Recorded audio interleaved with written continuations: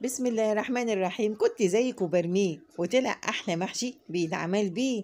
صباحكم ورد وفل وسعاده وياسمين عليكم يا احلى اخوات ومتابعين. اللهم صل وسلم وبارك عليك يا سيدي يا رسول الله. النهارده بقى اقدر اقول ان الخايبه هي اللي بترميه والشاطره هي اللي بتحشيه. هنعمل مع بعض النهارده محشي ورق الخس بكل سهوله بتكاته بحركاته اللي مش هتشبع اكل منه بيه. اتمنى منك كده تشجعيني باللايك والاشتراك وتعليق كده حلو منك، وتاخدي جوله بسيطه في قناتي المتواضعه، ان شاء الله تستفيدي معايا. ويا ريت تكتبي لي انت بتابعيني من اي بلد عشان دي حاجه بتبسطني وبتفرحني جدا. تعالي كده نقول بسم الله وتعالي نشوف الطريقه ازاي. اول حاجه انا معايا هنا شفشق من الخلاط مليان طماطم وشويه ميه، وهضيف عليه قرن من الفلفل الاحمر دون بيبقى طعمه وريحه حلوه جدا. مع اي محشي انت بتضيفيه منه الحامي ومنه البارد، انا هضيف منه واحد بارد لكن الحامي دي بيكون حسب الرغبه. الفلفل الاحمر دون بيدي لون حلو قوي للطماطم وطعم وريحه لاي محشي انت هتعمليه. جربي كده تضيفيه ان شاء الله يعجبك قوي قوي في قلب المحشي. هنضرب كل المكونات دي مع بعض، شفشق الطماطم دول مع الفلفل الاخضر مع بعض كويس جدا وهنعمله. تعالي كده بعد كده انا معايا بعد ما ضربت الطماطم معايا هنا بصلتين حجم متوسط، هضيف عليهم هنا رشه من الملح، قطعتهم كده صغير، ما ننيش بشرهم بالمبشره ولا منعمهم قوي، يعني المحشي ما بيحبش البصل اللي هو المفروم ناعم قوي. لا، وبعد كده هبدا ادعك كل المكونات كل البصل كده كده بدعك ايديك الحلوه الجميله دي بقى. هندعك كله كويس قوي، كل ما تدعكيه كل ما ينزل الميه منه ويدبل، وهتبقى دي الطريقه حلوه قوي، ودي تكه حلوه جدا جدا في قلب المحشي بتاع ورق الخاص اللي احنا نعمله. ايوه انا هعمله ني في ني، مش هحمر له البصله زي ما بعمل في محشي الكرنب. انا بحمر البصله في محشي الكرنب لكن هنا بعملها ني في ني، والطريقه دي بيبقى لها طعم مميز جدا عن محشي الكرنب.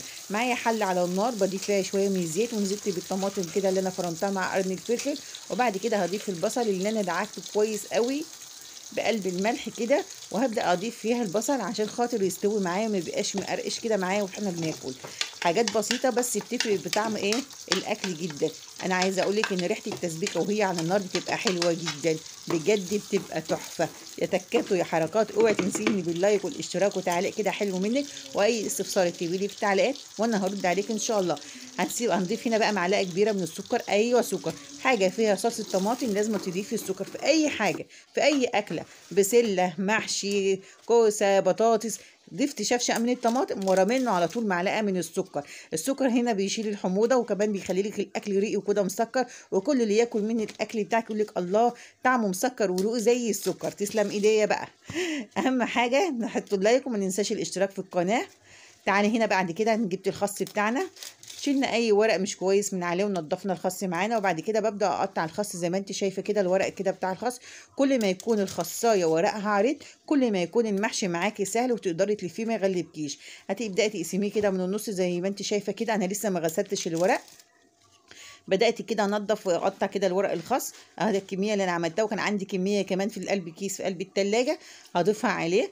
هبدا بعد كده اغطيه بالميه او اغطسه بالميه، وبعد كده هعصر عليه نص ليمونه واسيبه منقوع بتاع حوالي 5 دقايق كده، عشان خاطر طبعا الطين والتراب اللي بيبقى موجود فيه. انا بحب اعصر ليمون على اي حاجه خضره، او معلقه كبيره من الخل تضيفها عليه.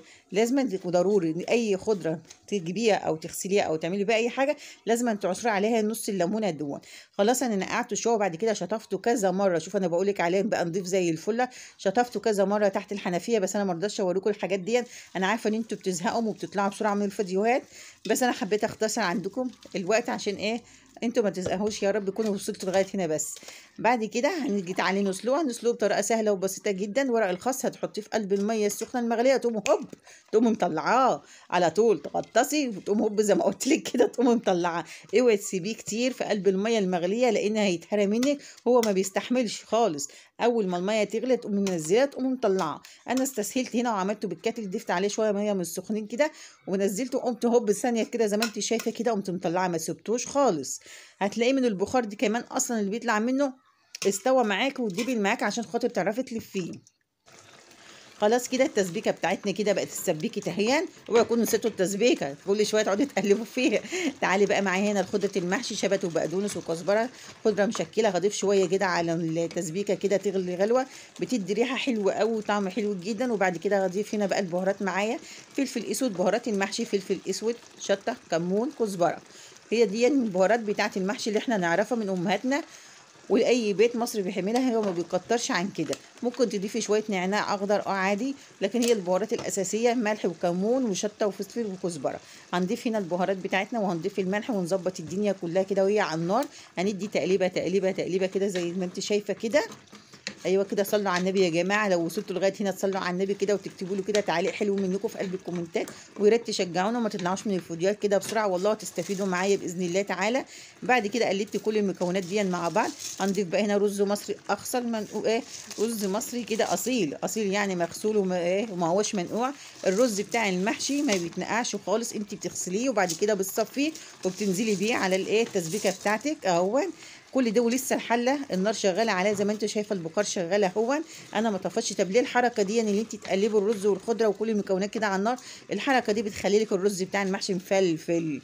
ايوه بتخليه لك مفلفل كده، واي ميه تقع منك في قلب الرز اللي انت بتحطيه البخار بينشف، وبتخليه لك كده ان هي الخلطه بتاعت المحشي ما يبقاش فيها اي ميه او صيصه معاك. شوف انا بوريك اهو. خلاص قلبت كل المكونات وبقيت الخضره ضفتها على الرز. انا عارفه ان انا مش راضيه اطول عليكم وتقولوا عليا رغايه. جبت هنا الورق بتاع الخس زي ما انت شايفه اهو، في ناحيه ناعمه وناحيه فيها العروق.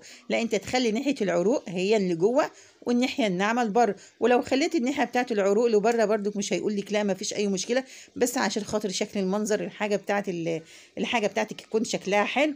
خلاص اهو احنا بدأنا نلف. بتلفي عادي، في ناس بتحب تلفه صوابع، في ناس بتحب تلفه حجبه، يعني اي حاجه مش مشكله. المهم نفسك في الحاجه بتبقى حلو جدا. يعني انا هي ما تفرقش معايا اذا كنت هتعمليه صوابع او حجاب. حجاب المحبه يا جماعه، حجاب المحبه بتاع المحشي دون حاجه تانية بصراحه.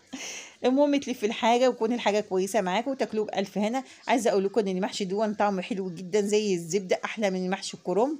صدقيني لما تجربيه مره مش هتبطلي تعمليه من حلاوته، وطعمه بيبقى فعلا كده زبده زي السمنه السايحه كده، ومع ان هو ما فيش فيه سمنه خالص بس هو بيبقى طعمه حلو سبحان الله. اهون بتلفيه معاكم بكل سهوله وبيبقى طعمه حلو جدا. اعمليه بالطريقه دي ان شاء الله يعجبك ومش هتبطلي تعمليه الا بالطريقه دي. تعالي بقى هنا خلصنا كده المحشي. انا ضفت عليه صبعين، عملت جزء محشي خس والجزء التاني لفت اهون. يعني اللي فوق دون اللفت واللي تحت كان الخس.